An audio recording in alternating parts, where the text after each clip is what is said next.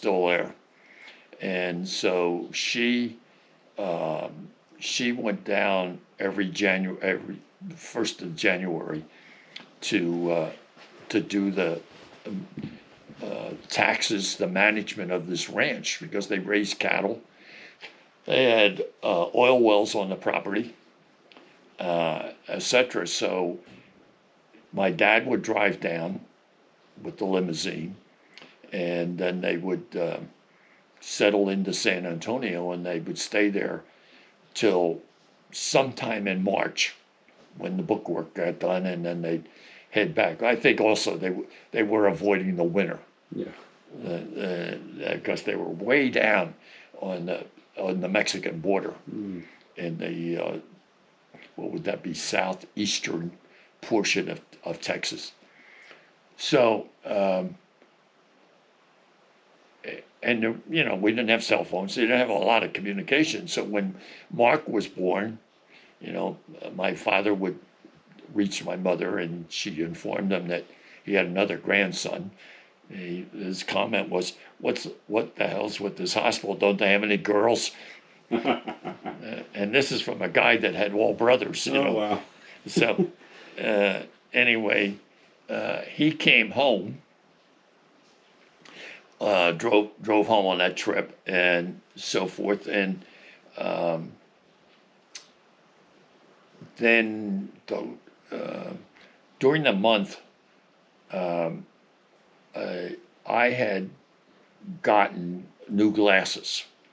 Or I went to an optometrist to get glasses renewed, and the guy measured my eyes and so forth and told me they'd be ready in like 3 weeks. And so then my dad said to me, "Gee, I'm having trouble reading. Who'd you go to? So, and what do you think of him?" I told him, where he was and so forth. He said, "Okay, fine." So he went there, and so we talked later, and he said, "I'm getting my glasses in a week."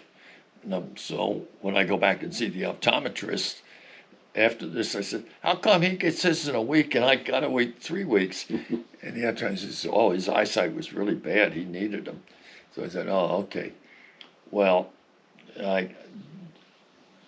unfortunately, it didn't matter much, but my thinking is if he had gone to an ophthalmologist, they might have determined that he actually had a brain cancer at that moment, and it was pressing on the optical nerve. Nobody knew that, and so forth. So later that month of March, one morning he got up, and he couldn't button his shirt or his cuffs, because he wore a white shirt and a tie. And so he had to get my mother to do that. And it had to be, it was a Wednesday, because the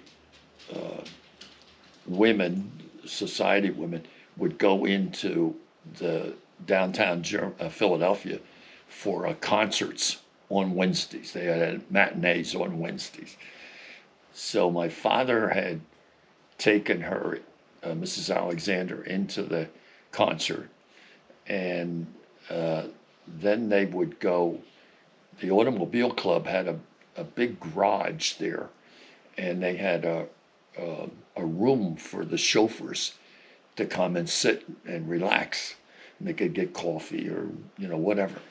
And so he went there, and he picked up Mrs. Alexander after the concert or after the show, and on the drive home, she had him stop at the hospital, because whatever she saw, I never did find out, whatever she saw, he was having health issues.